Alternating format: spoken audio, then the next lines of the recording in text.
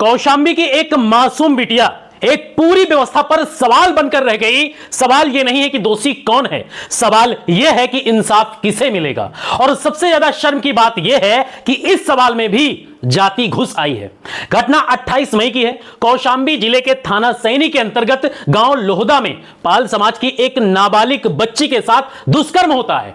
आरोपी का नाम सिद्धार्थ तिवारी होता है, जिसे पुलिस तुरंत गिरफ्तार कर लेती है। पॉक्सो एक्ट और धारा 376 जो पहले थी अब चेंज हो गई है, उसमें मुकदमा दर्ज होता है, यानी कानूनी प्रक्रिया शुरू होती है। लेकिन कहानी यही खत्म नहीं होती। असल में यही से एक नई कहानी की शुरुआत होती है, जो इंसाफ से नहीं सियासत से लिखी जाती है।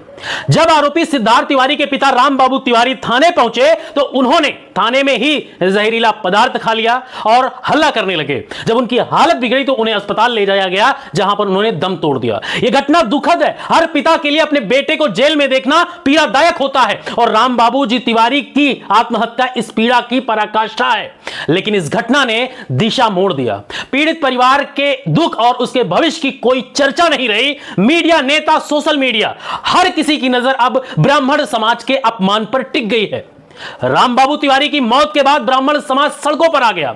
इलाहाबाद कानपुर हाईवे जाम कर दिया गया। पुलिस ने भी जवाब में बल प्रयोग किया गया, क्योंकि वहां पर झड़पें हुई थी। पुलिस और लोगों के बीच में कहासुनी हुई थी, जिसमें कई लोगों को चोटें आई, कईयों के खिलाफ एफआईआर दर्ज की गई। उसके बाद ब्राह्मण समाज आक्रोशित हो गया और फिर शुरू हुई राजनीति, टीआरपी, ट्वीट, धरना प्रदर्शन और मौन व्रत की नौटंकी। भारतीय जनता पार्टी के कई ब्राह्मण नेताओं ने मोर्चा खोल दिया। संवेदना की आड़ में टिकट की संभावनाएं तलाशने लगे। वहीं अखिलेश यादव, जो खुद को पीडीए का मसीहा मानते हैं, पिछड़ा दलित अल्पसंख्यक का, उन्होंने भी ब्राह्मण समाज के पक्ष में ट्वीट पर ट्वीट कर दिए। लेकिन जनाब, ये पीडीए है या पीडीबी, पलटू दलों की ब्रांड एम्बेसडर? आपने जिनके लिए नारा गढ़ा था, जिनके लिए लड़ाई लड़ने का सपना दिखाया था, उनके लिए आपके मुंह से एक शब्द नहीं निकला। ना उस बच्ची के लिए कोई प्रेस कॉन्फ्रेंस किया, ना कोई ट्वीट किया, ना कोई सांत्वना दी। बल्कि जैसे अखिलेश यादव ने ट्विटर पर ब्राह्मणों के समर्थन में ट्वीट किया, खुद उनकी पार्टी के दलित पिछड़े नेता फूट फूट कर विरोध पर उतर आए, और कई नेताओं ने तो इस्तीफा तक दे दिया और कईयों ने धमकी दे दी है। पाल समाज की उस मासूम बच्ची के साथ जो हुआ, क्या वो अदर समाज के साथ होता तो यही होता, चाहे उसमें ब्राह्मण, दलित, ठाकुर, यादव, मौर्य, किसी भी जाति के ऊपर? क्या इंसाफ का कोई धर्म नहीं होना चाहिए? लेकिन अफसोस, इस घटना में राजनीति ने इंसाफ को रद्दी की टोकरी में फेंक दिया है। राम बाबू तिवारी की आत्महत्या दुखद है और हर संवेदनशील व्यक्ति को उस पर अफसोस करना चाहिए और होना भी चाहिए। लेकिन इस देश की बिटिया के साथ बलात्कार हो और उस पर चर्चा तक ना हो, यह केवल शर्म की बात नहीं, यह हमारे सामाजिक पतन का प्रमाण है।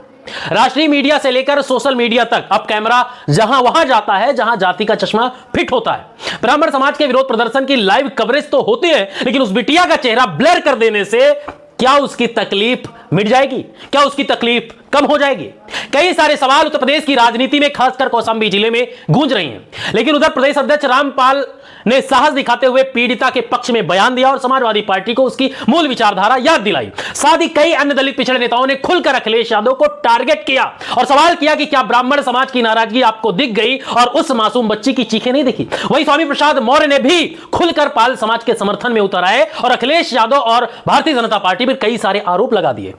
योगी सरकार की भूमिका भी संदिग्ध रही। एक और पुलिस एफआईआर कर रही है, दूसरी ओर सोशल मीडिया पर जातिगत गोलबंदी को देखकर सरकार चुप है। सरकार की यही निष्क्रियता सवाल उठाती है, क्या वाकई बेटी बचाओ सिर्फ एक चुनावी जुमला था? अगर हां, तो अगली बार चुनावी मंच पर जाने से पहले उस बिटिया की आंखों में झांक कर जरूर देखना, जो आज भी इंसाफ का इंतजार कर रही है। अंत में कुछ सवाल जो देश को पूछने चाहिए, जो लोगों के मन में है, वो मैं आपसे पूछता हूं, क्या इंसाफ अब जाति देखकर मिलेगा? क्या बलात्कार की घटनाएं टीआरपी के लायक तभी बनती हैं जब उसमें कोई ऊंची जाति से जुड़ी हुई खबर होती है? कई सारे सवाल लोगों के मन और जेहन में गूंज रहे हैं। एक सवाल है कि क्या राजनीति दलों की नजर में पीड़िता की कोई अहमियत नहीं रह गई है? क्या पीडीए अब सिर्फ एक छलावा है, बैंक मैनेजमेंट का एक मॉडल है? अखिलेश यादव क्या लोगों को ठगने का काम करते हैं? अखिलेश यादव क्या पिछड़े और दलितों को सिर्फ वोट बैंक समझते हैं, या फिर वो तलाशते हैं कि कहां वोट ज्यादा मिलेगा? क्या राम बाबू तिवारी की आत्महत्या के बहाने पूरा समाज उस बच्ची की पीड़ा को भूल गया है? इस देश में अगर कोई सबसे ज्यादा सुरक्षित है तो वो है गरीब की बेटी। उसे इंसाफ चाहिए, मगर नेता उसे सिर्फ बयान की लाइन समझते हैं। उसे सहारा चाहिए, मगर समाज उसके दर्द को जाति के तराजू में तोलता है। उसे न्याय चाहिए, लेकिन हर कोई अपनी जाति, अपना वोट बैंक, अपना चेहरा चमकाने में लगा है। आज उस पाल बिटिया आज भी वो रो रही है और राजनीति आज भी मुस्कुरा रही है।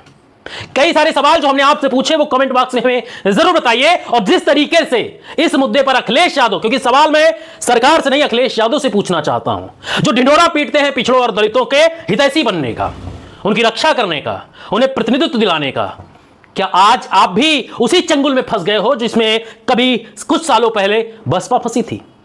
एक कहावत है ना कि जब नास मनुष्य पर छाता है तो उसे कुछ नहीं भाता है, उसे सिर्फ वही दिखाता है जो उसके अच्छे के लिए चार लोग जो बड़ाई करते हैं उसे अच्छा लगता है। अखिलेश यादव ने जब ट्वीट किया था तो कई सारे जो यादव समाज के नेता है, उनकी पार्टी के नेता अखिलेश यादव को उल्टी सीधी बातें लिख रहे थे। मैंने तो ट्वीट पढ़ी थी, देख लीजिए आप खुद ही। तो अब अखिलेश यादव को समझना पड़ेगा और इस देश की जनता को समझना पड़ेगा कि आपकी आवाज को उठाने वाला नेता कौन है, आपके समाज के लिए, आपके लिए और आपके हक अधिकारों के लिए कौन लड़ रहा है। फिलहाल कौशाम्बी में जो हुआ वो दुखद है। दोनों घटनाएं, चाहे वो पाल समाज की तरफ रही हो या फिर ब्राह्मण समाज की, दोनों घटनाएं विदारक हैं और दोनों घटनाओं से मैं भी दुखी हूं। लेकिन सवाल यही है कि क्या एक घटना को हाईलाइट कर दिया जाए और दूसरी को भुला दिया जाए? क्या उस बच्ची की आवाज उठाने वाला कोई नहीं है? न मीडिया है, न नेता है, न खुलकर उसके समाज के लोग बोलने वाले हैं। तो क्या उस बच्ची की आवाज को दबा दिया जाए? नहीं। इसीलिए मैं आपको छोड़ता हूं और वीडियो को ज्यादा से ज्यादा शेयर कीजिए। अखिलेश यादव को भी समझ में आए कि उन्होंने क्या ट्वीट किया है और क्या लिख दिया है। फिलहाल अपनी राय दीजिए और वीडियो को दूसरे के साथ शेयर कीजिए। मिलते हैं नए वीडियो में, जो भी अपडेट होगी हम आपके बीच में लाते रहेंगे।